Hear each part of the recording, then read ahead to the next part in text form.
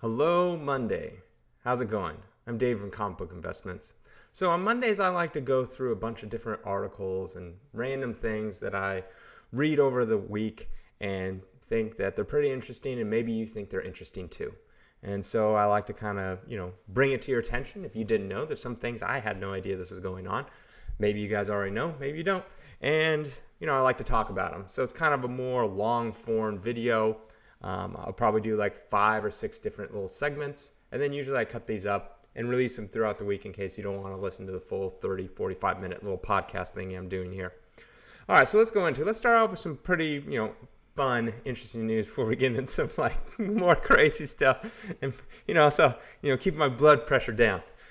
I have a couple rants coming up and, I'm trying to ease you guys into it.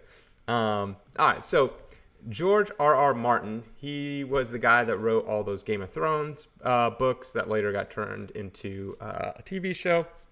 Here's a picture of him right here, as you can see.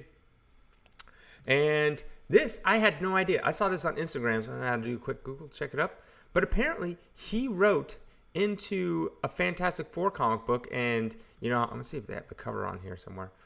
I guess they don't. But he wrote into Fantastic Four number 20, I believe, is what it was. Let's see, is it down here somewhere? Yeah, Fantastic Four 20 from 1963. Wrote a letter to Stan Lee and Jack Kirby about how much he loved the comic book. And, here he is, right here. They do the little fan service. And I always find that very interesting. I know Dave Cockrum was in one of them.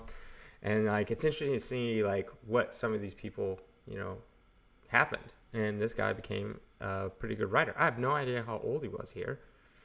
But, yeah, I mean, you really changed, really made him change his tune. The latter was far cry from the one printed in FF9, the world's greatest comic magazine. Brilliant, there's a bunch of little things that you can talk about. But yeah, very interesting. I thought that was very cool that he was in Fantastic Four number 20. Let's see, what's Fantastic Four 20. Let's look at the issue here. It's the Molecule Man, I believe. Yep, here we go. This is the one that George R.R. Martin is in. So if you have that copy, you want to pick it up, scroll back to the letters from the fans, and you'll see this little thing right here. Very interesting. All right, so that's a quick little fun one before we get into some more rants. So I hope you don't, if you don't like rants, it's not even rant. It's just, I don't know. Okay, let's just get into it. So, if you guys don't know, there's Peter Dinklage, who is in Game of Thrones. Wow, that's a good segue. Peter Dinklage, who is in Game of Thrones. Apparently, they're making a new Snow White movie. Had no idea. Right? I only found this out because other people were covering it. So, Peter Dinklage, let's see if I can find his quote somewhere around here, is pissed off because they cast for Snow White. Disney comes out and they're prancing around that they're so progressive and woke because they cast, I think, a Latino as Snow White. Let's see, Snow White. I don't know, Rachel Zelger. I don't know, whatever. Who knows? I don't know who this person is, but let's see if I can see a picture of her. So they cast her as Snow White, and she's, I guess, Latina? Okay, so she's the Latina princess. So they came out, and they're like, Disney's touting, I'm so progressive. We're so progressive because we cast a Latina as Snow White. I only have I don't really care. I was probably never going to see the movie anyways. I have the old Disneys. I've seen them all the time. I haven't watched really any of the remakes, but whatever. The one thing that, kind of is interesting, I'm like, well, the reason why she's called Snow White is because here is a direct quote from the people that wrote Snow White, Brothers Grimm. Skin white as snow, lips red as blood, hair black as ebony. That is why she's called Snow White. I think if you look into the lore, it has something to do with her mom pricked her finger with some blood dripped on a cloth or something, and she goes, I wish I had a daughter, and the queen comes in, I wish I had a daughter that her hair or her skin was white as snow, lips as red as blood, and something I don't know exactly. You have to. Someone out there probably knows the lore a lot better than me. So Brothers Grimm, I believe they're from Germany, and they wrote this story about a German princess in a castle. So like, it's just funny. It's like, well, fine, whatever, be progressive, but it couldn't really happen historically because, whatever. They didn't have castles where she's from. Regardless, don't care. I just find it funny. I'm like, but the reason why she's called Snow White is because her skin is white as snow. So I don't know what they're going to do. Anyways, so because they're usually pretty faithful, these remakes, with the source material, their original Disney stuff. That's neither here nor there. So Peter Dinklage, if you know, dwarfism is an actual condition, and we call them little people. But dwarfism is the actual disease or condition that they have. I don't know if it's considered a disease or whatever. So he comes out and he's like, describe Snow White as effing backwards. He's all mad. He's like, you're progressive in one way and you're still making this effing backwards story about 7 dwarves living in a cave together. What the F are you doing, man? So he's mad that you're still making movies about dwarves. Like it's a good thing. And I'm assuming he's coming from like, hey, why are you making movies about people that have disabilities? I don't know. I really don't know. Like, this is all I really have to really go off of it. So in response, Disney's like, oh, crap. Everyone's getting mad. Thought we were being progressive, but apparently, Peter Dinklage is all mad. And so to avoid reinforcing stereotypes from the original animated film, we're taking a different approach with these 7 characters and have been consulting members of the dwarfism community.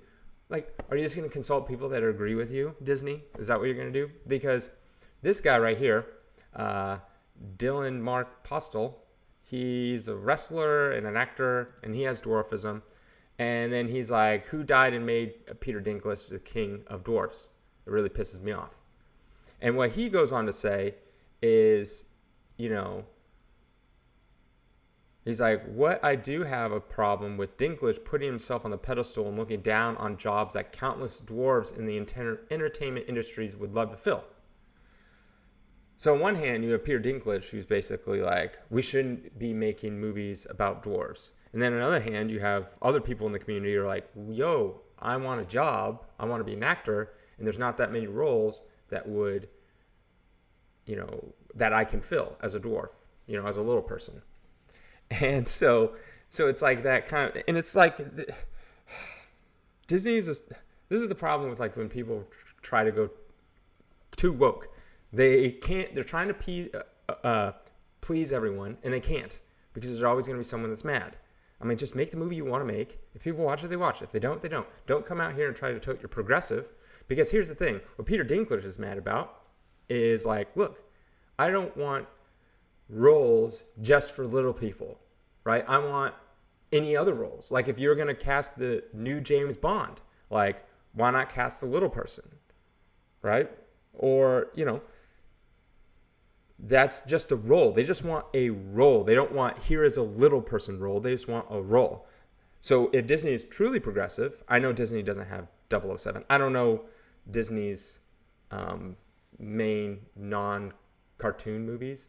Like if you're going to cast, the new Star Wars, whoever's going to be the new, if you have a new Jedi, why don't you cast a little person in that? If you want to be progressive, it doesn't have to be they don't have to be a little person Jedi. Or Disney has all those stupid like young kids like live action shows, like Hannah Montana was one when I was like younger. Like why don't you cast a little person as the main lead in your little teeny bopper reality TV shows, or not reality, scripted shows. But they're not progressive. They just say they are so they can hope they can please some certain people and people show up to their movies. But they're not. So, and lo and behold, the problem is that you try to be all progressive and woke But in the end, you know what you end up doing? You end up giving the jobs back to the people that you don't want to have the jobs in the first place, right? You don't want white men to have the jobs, right? That's basically what you're trying to do. So you're trying to avoid that at all costs and say that you're progressive by giving to people of color, women, stuff like that, right? But guess what happens in the end? This is what happens in the end. Where is it?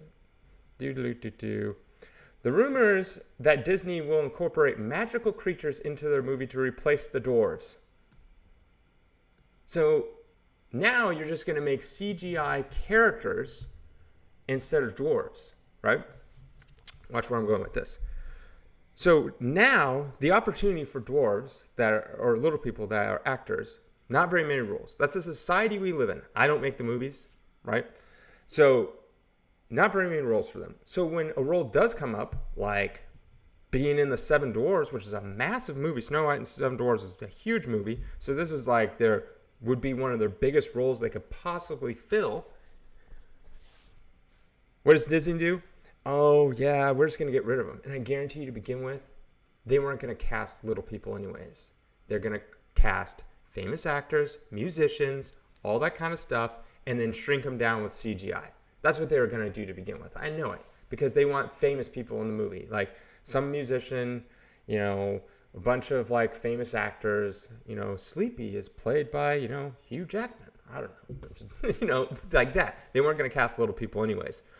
So now they're going to create them into mythical creatures, right? What is it? Magical creatures? Magical creatures to replace the dwarves. So what does that mean? That means they're going to be CGI characters. And who creates CGI characters? A bunch of white and computer nerd men, right? Those are the people that work in the CGI industry. I understand there's many different diversity of people, but majority are men, right? And those are the people who can create it. And guess what? On top of that, Disney now doesn't have to pay royalties on those people because when you act in a movie, not only do you have to pay them, but if you have speaking lines, you have to pay them even more. And then you have to pay them royalties anytime that movie is shown on TV or streaming or anything like that. You have to pay that actor royalties. It might be a very small amount, but it's still money. And then anytime you go overseas, yes, their voice is dubbed over. Say you're in, in Brazil or something like that. Anytime, the actor is still, like Leonardo DiCaprio is still on screen in Wolf of Wall Street, even though it's being shown in Brazil, but they might dub over his voice. Or they subtitle. I don't know. Depends. But sometimes they dub over his voice with someone else that speaks the language of that country that's in. And so then Leonardo DiCaprio will get money for his appearance, but he won't get money for the royalties of his voice. So it's all separate just like that. So now if you replace these characters with CGI characters, now you don't have to pay royalties on the people that would have been acting in it. Disney saves money that way. And you just have to pay the team that creates it, work for hire. Like, I want you to create me a CGI character. Okay, I will pay, whatever it is. Was International ILM, International Light and Magic. I think those are the people that Disney owns. Pay them, create some weird looking creature, and then we'll have some famous person do the voice. A musician, a couple famous people. That's what it's going to be. And so what do you do then? Now, not only do you get rid of any dwarves that could have or little people that could have possibly been in your movie and had a breakout role, right? They're gone. They're not acting in the movie. But now you got any new actor that could have been like, oh, this is my breakout role. I'm playing one of the dwarves in it, and they're going to CGI me down and make me look smaller, like they did in The Hobbit, like they did in Lord of the Rings. They didn't cast little people. They cast normal-sized people and just CGI'd them down. So progressive. I know Lord of the Rings is not Disney. But in any case, so now you're just having a bunch of already rich and famous people to begin with just voice these characters. Way to go, Disney. I just find it funny. It's like they're trying to be so woke and like they just don't know what to do because every move they make is wrong. It's like, just don't make the movie, or make the movie however the hell you want to make it and let people go decide to see it on their own. Because now if you decide to make it like woke like this, the people that are anti-woke aren't going to see it.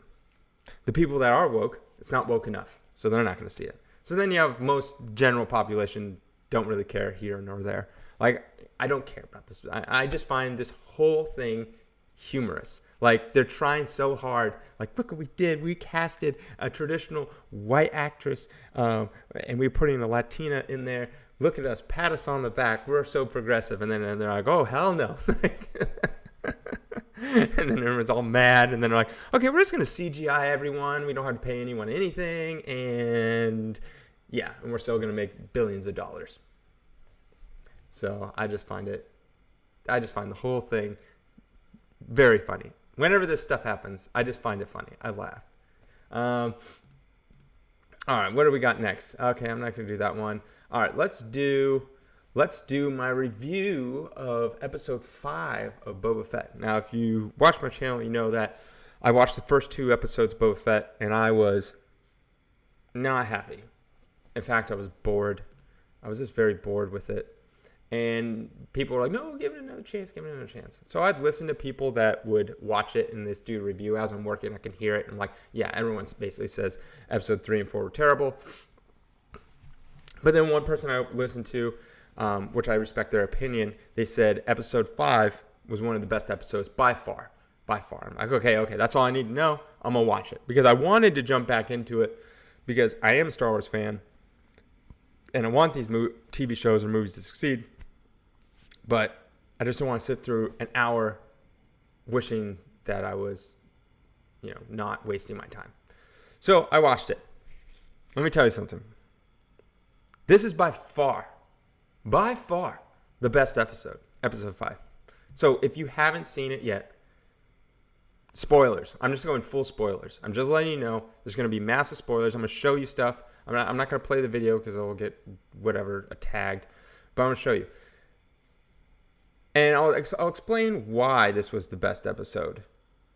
So this is let's fast forward. Okay, so we got Mando. He's doing a bounty, right? And he's coming in to talk to these people to get his bounty. He's finding someone, and then he has this fight scene with these people. This guy is the person he's looking for. He fights these people. He hurts himself with the black saber right there. Where's the part? Right here. No, a little bit before. Okay, I'll just play this. Maybe I'll play this in somewhere. Watch this. So he's getting shot a bunch, cuts this guy, throws him on the table. That's the person he's trying to get right here on the table. That's the person he's trying to get. Stabbed him. The guy's still alive. And I was like, they're not going to do this. They're not going to do this. Like, this is a Disney show. Cuts him in half. I was blown away. Look at that. Look at him standing there. That is a cool image. Look at this, the colors they use. Within the first 5 minutes, this is better than anything in Boba Fett. I couldn't believe it. I'm like, what am I watching here? Like, this is not the book of Boba Fett. 3-1 is the best episode. Boba Fett wasn't in it at all. He is a lackluster character and boring. Like, when I think of Boba Fett, granted, he was just in a few scenes in Empire Strikes Back and Return of the Jedi. You really don't know anything about him. But he is a bounty hunter that was smarter than all the other bounty hunters because he stayed in the trash. He did get Han Solo in the end, alive. Like, he's smart. He's supposed to be smart. And his dad was the best Mandalorian fighter in all the land. Why? Because the Empire used his dad, to clone him a bazillion times to make their entire army. You don't clone yourself or clone someone because he's a terrible fighter. You clone him because he's the best. And then he had a real son, Boba. Jango Fett is his dad's name. And then, of course, a Jedi kills Jango Fett. And then Boba Fett takes his dad's armor, puts it on, gives a little paint job, and now you have a bounty hunter of Boba Fett. Amazing, right? He got eaten by a Sarlacc. Got out of it. No one's really survived out of Sarlacc pit. All right. So you have this awesome character who turns into such a boring old man. Someone had a joke in the comments. It was so funny.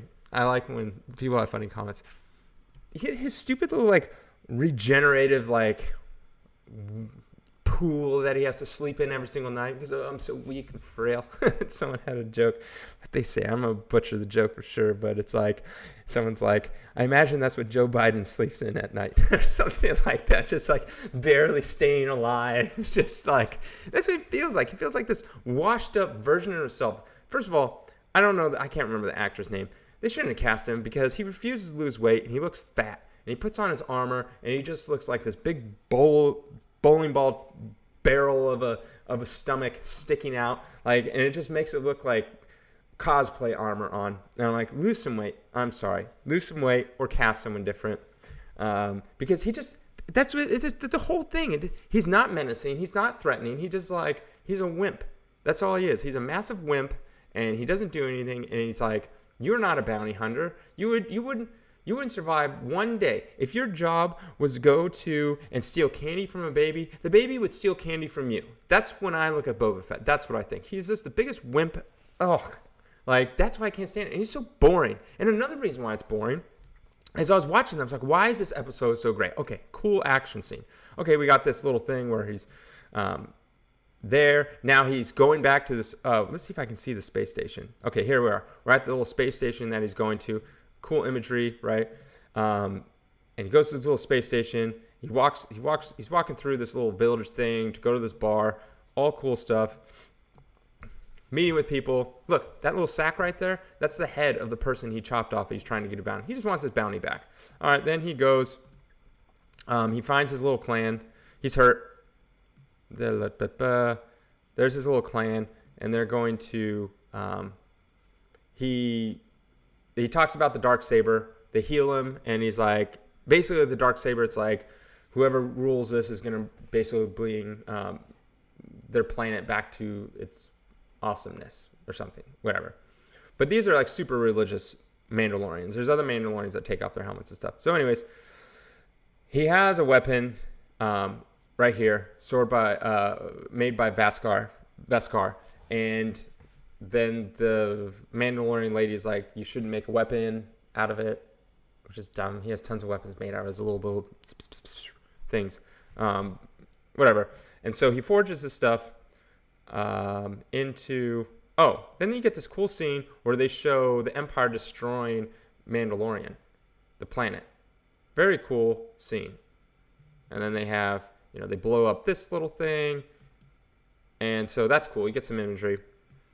Anyways, they forge a little thing for Grogu Baby Yoda, which is cool. So then he has to fight the other Mandalorian because he's like, I challenge you to a duel, and I want the black saber. And then, of course, he wins. And then they go on this little ship thing because he's going back to, I think it's Tatooine. I could be wrong, because he needs a new ship. I have a problem. Oh, there's this part. Yeah. So this lady, she gets carried away by, where is it? Let's see if I can find it. So there's a womp rat in there. I think it's a womp rat. And she can't find it. And so she's like, all right, I couldn't find the womp rat. And then all of a sudden, boom, she gets taken. This womp rat must be big or something. I didn't know they're so big. And then Mando comes and shoots it. Anyways, I would imagine this girl has an easier time fighting off the wombat than Boba Fett. That's how little of him I think. Anyways, comes back. She's going to build him a little new spaceship because he lost the spaceship. I can't remember what happened to it. What did happen to it? I don't know. It happened in season 1. So he's in this. The only thing I have issue with this spaceship that he has is, where is he going to put when he collects bounties? Like, it's teeny tiny. Look at it. It's like fits one person in a droid. And that's it. Like, where is he going to put his bounties? Like, it's fast.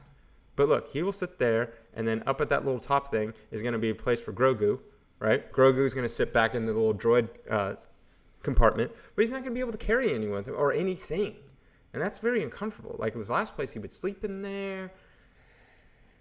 So, that's neither here nor there. And then at the end, they say, come and work for Boba Fett. We can pay you. He needs some muscle.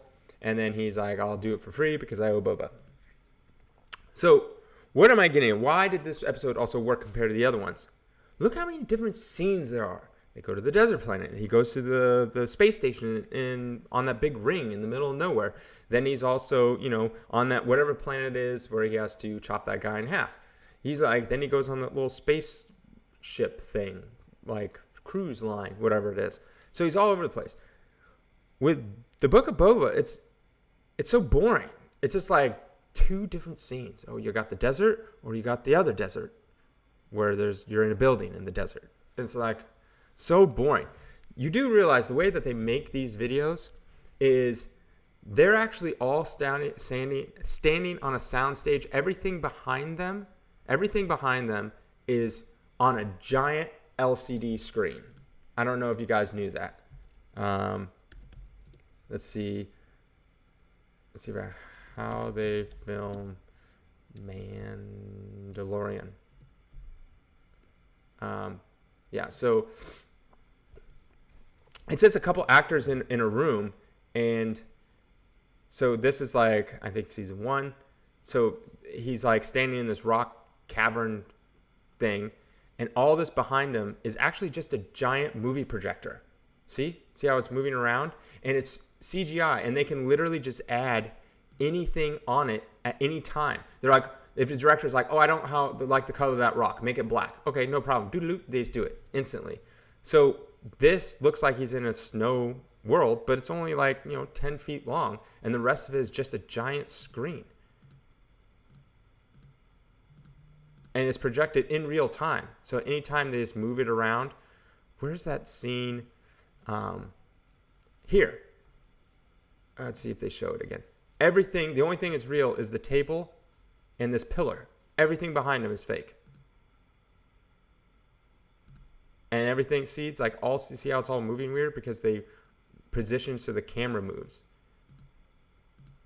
It's very cool how they do it. So my point is, it doesn't cost anything. They can change scenery like that, right? All they have to do is put a few things on the floor, and now you got a new scene, and they just change it. So why is it like nothing different? It's always the same. It feels always the same. And on top of that, the subject matter of Boba Fett, I'm going on a rant. I warned you guys, it's boring subject matter. It's so boring. Like, what is...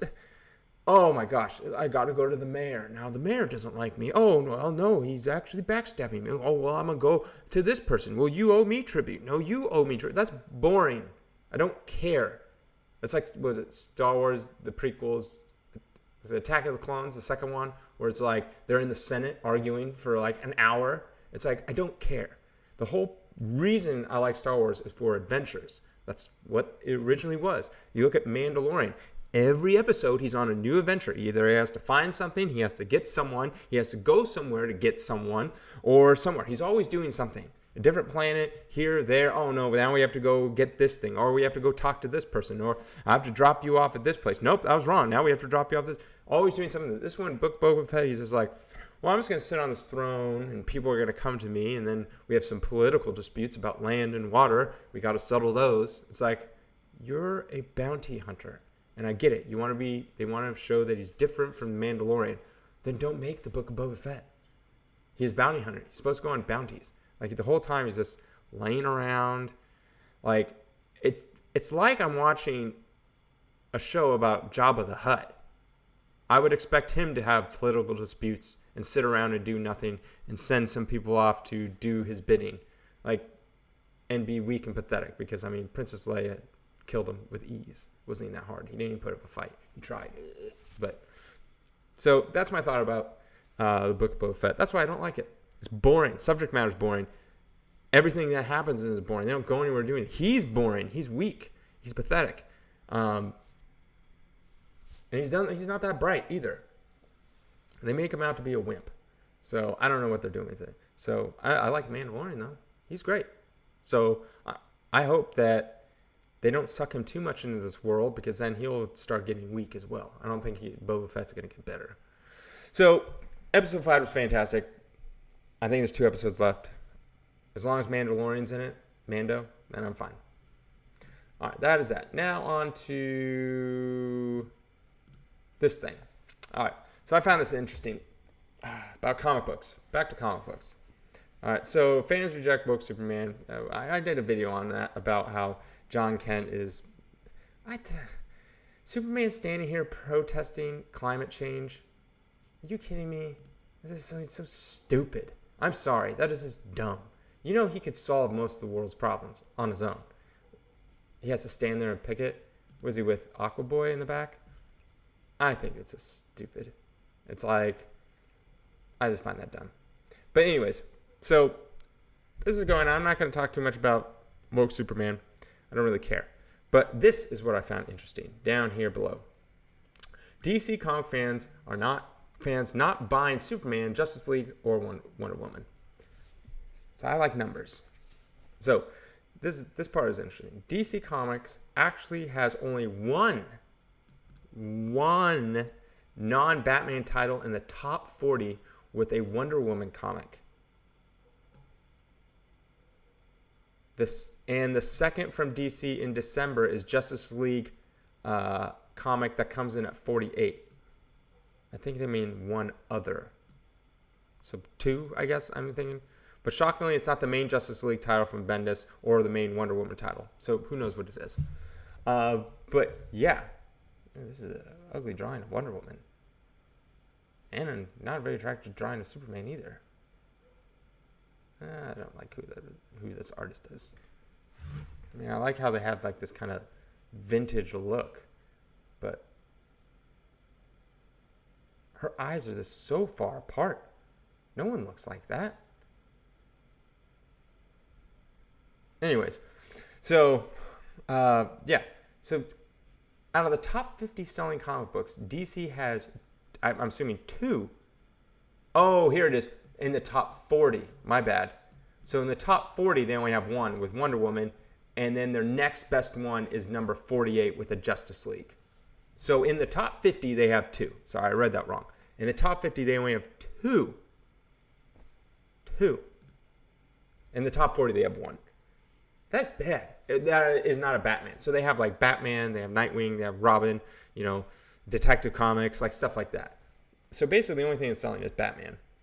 So what does this mean for fans? They're only buying Batman titles from DC and basically nothing else. They're not buying Justice League, Wonder Woman with Flash, etc. Blah blah blah. What about woke Superman? It recently received all the headlines from mainstream media. It's a complete disaster. I don't know what that means. That's hyperbole. The woke Superman, Son of Kal-El, went from number 6 in November to not even appearing in the top 50 in December. That drops thousands of readers. What else tells us similar? Death of Justice League, it's all hype and artificially creates no fans. It's all artificially created as no fans stuck around to actually continue to buy and read the woke Superman. And woke fans certainly don't spend money. Update, Superman Son of Kal-El didn't get released in December 2021, so the numbers are not out yet. Even if it makes the top 50, it still tells us that people are really only buying Batman comics. We all know the hype around the short-lived woke Superman. Yeah, I mean, it's not like no one saw this coming. And that's fine. You want to create Superman like this, I don't care. But the reality is, someone was talking about it. The reality is, there's no real new comic fans coming. There are. But the reality is, most people that are reading comics are middle-aged, like 30 to 50-year-old, probably white dudes, like men. That's just the reality. Like, my channel is 98% males. And it is, I think, 25 to 55-year-olds is pretty much 90% of my demographic. I have a little bit over 55 and a little bit under 25. Like a little bit. So, and maybe that's just my channel, because I'm a little more on the investment side, but I also talk comics too. So I can't say, but I've talked to other YouTubers and they're like, yeah, most of literally my entire channel is white males, like that are in, 30 to 50.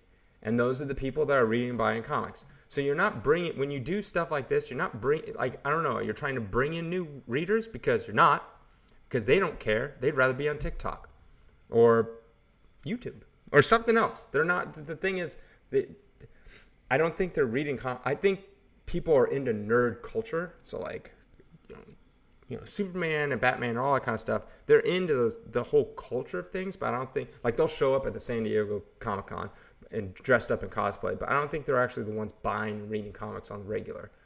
So there's that kind of stuff. And when you do stuff like this, that just pushes your current base away. The people that are like, I've been reading Superman since like the 90s, and I go pick up the new Superman, and it's like, what's this? He's dead, and now it's his son who's gay. Like, what? That's not the Superman I grew up with. Where's the Superman I grew up with? And I think it pushes the people away. I mean, people have commented on my channels like, oh, that's it, I'm never buying another DC again, or I'm not buying new comics again, or something like that. I don't know if that's true. I have no idea, and I don't know how many comics they bought to begin with, but I know this kind of stuff pushes people away, and I'm all for, like, I'm not against this comic book. I'm all for them trying new stuff, right? I think this article is a little overreacting. Like, I don't think the issue with Superman going woke or whatever or being gay is the reason for the decline in sales. Like, clearly, if DC, maybe this book did bad, but all the DC books are doing bad, minus any Batman stuff. So Batman's the only thing that people like to read. And that is a problem with their writing staff. That clearly is. They're not even Superman. You kidding me? Not even Superman breaks the top 50. Just one Wonder Woman book and one Justice League book, minus Batman stuff. Even I would say that a Justice League is a Batman-related book because he's in it. So that just speaks volumes to DC doesn't know what they're doing, period. If they're losing out, they're not even in the top 50. DC is huge. They're huge. They started the whole superhero thing with Action Comics #1. Like, I don't know what's going on over there. It's sad. And comics, and it's not like, every other comic book is doing fantastic, like Marvel and stuff like that. Comics are doing bad. Let me give you an example. An average Spider-Man book, I'm not talking about #1s. When they have #1s and stuff like that, they're coming out with 1,000 different variants, and each comic book shop has to buy 10,000 copies to get this special 1 in 20,000, 10,000 variant. And so they buy all, so the numbers go shoot. Oh, it sold, 300,000, or the King Spawn sold 500,000 copies. Well, yeah, because you basically convinced everyone that you're going to give them this super rare comic that turned out to be not rare. But anyways, back in the 40s, Captain Marvel Adventures #1 sold 14 million copies. They would sell millions of copies all the time, way back in the day. And then, in the 90s, you had the 90s boom where they'd sell, 3, 4, 5 million copies of a comic book. Granted, those would be like #1s and people were buying like 10, 20 copies each.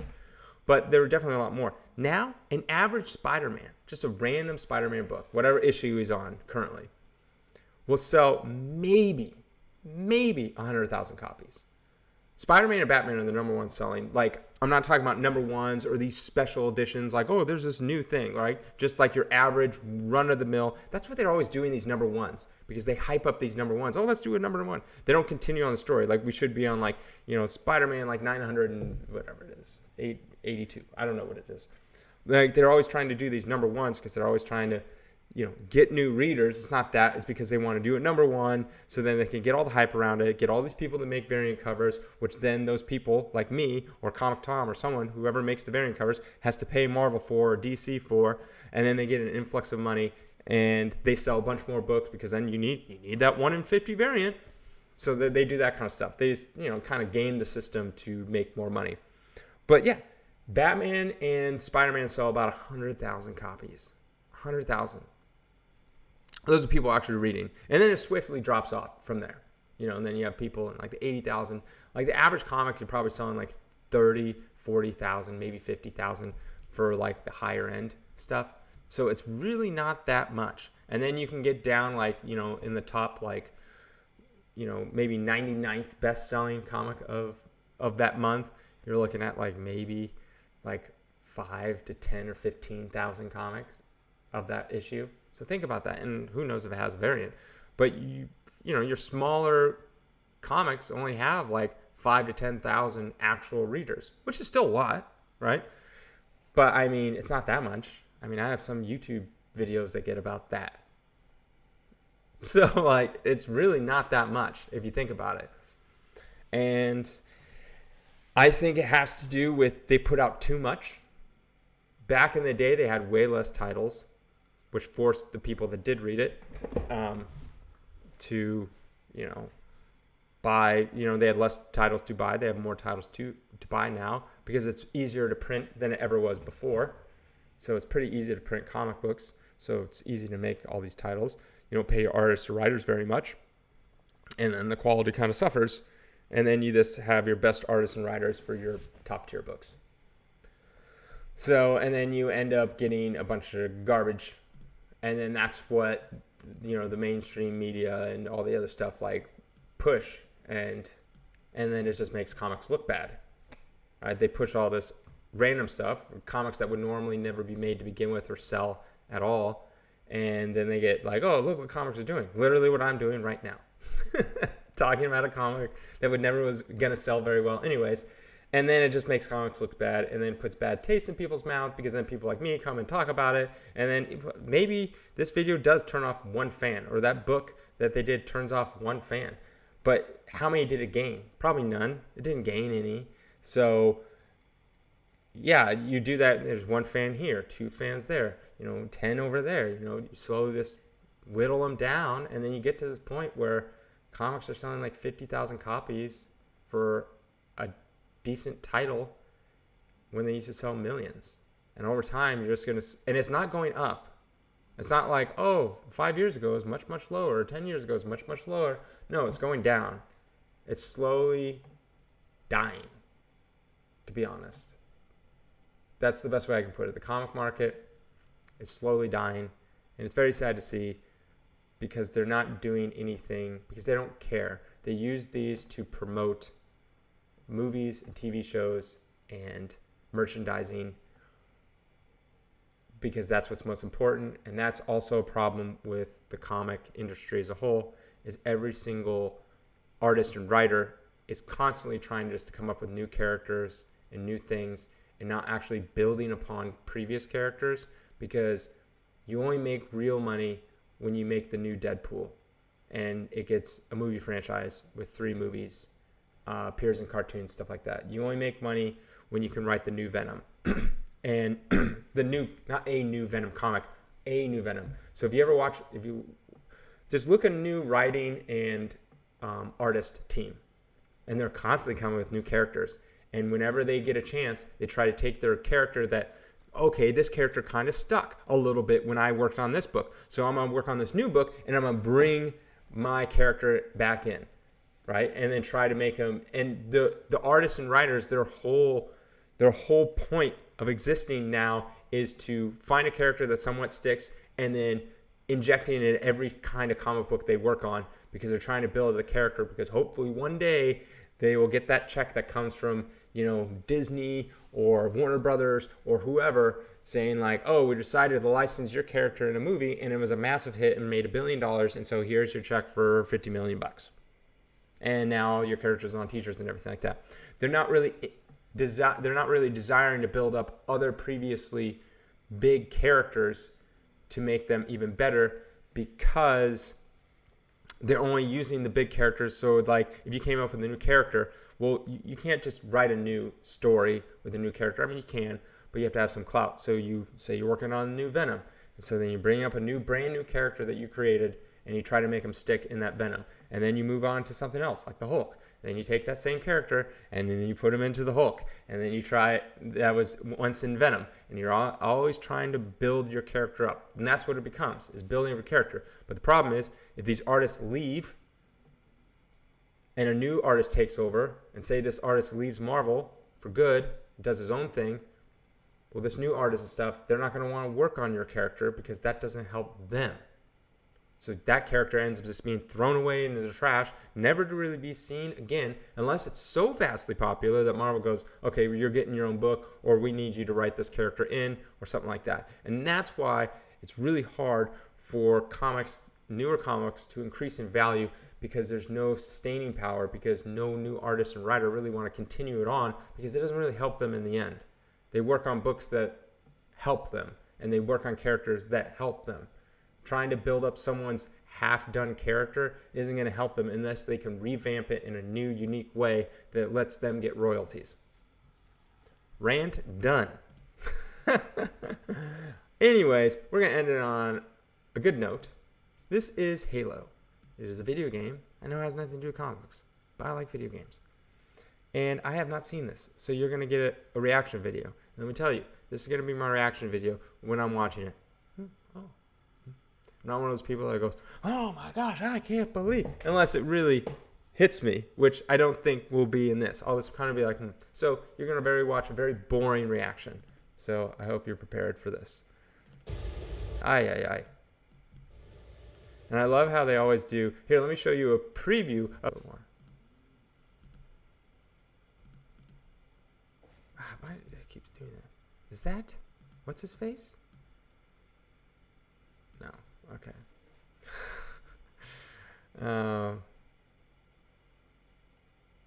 Cool. Got some alien blood on you. Awesome. I like that. I think the graphics look fantastic. I think cinematography looks really, really good. So I'm going to be excited to see it. I don't have Paramount Plus, so I guess I'll be excited to not see it. Now I'll wait till it comes out and maybe I'll get like a free trial and just binge the whole thing once it's all out. I'm not like the biggest Halo fan, but I thought it looked good. But yeah, that's pretty much it. All right. Have a good day.